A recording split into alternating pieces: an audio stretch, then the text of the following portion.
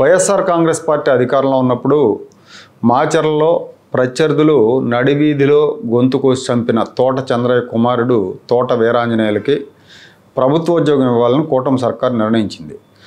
ప్రభుత్వంలో junior assistant post ఇవ్వాలన్న ప్రతిపాదనను కేబినెట్ ఆమోదించింది. శాసనసభ కూడా దీనికి సంబంధించిన చట్ట సవరణ బిల్లును ఆమోదించింది.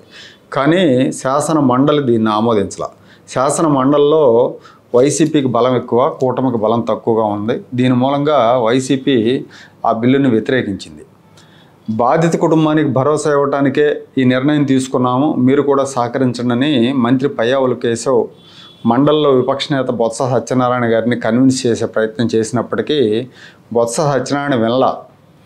చట్ట సవరణ చేసే అవకాశం ఇవ్వకుండానే మండలి చైర్మన్ మోషన్ రాజు సభను నిరవధికంగా వాయిదా వేశారు.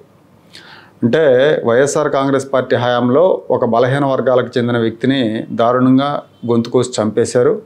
ఆ వ్యక్తి కుమారుడికి న్యాయం చేద్దాం అనుకున్న కూటమి ప్రభుత్వ ప్రయత్నానికి అడ్డం తగిలింది వైసీపీ. పైగా మండలి చైర్మన్ కూడా ఇక్కడ ఏకపక్షంగా వ్యవహరించారు.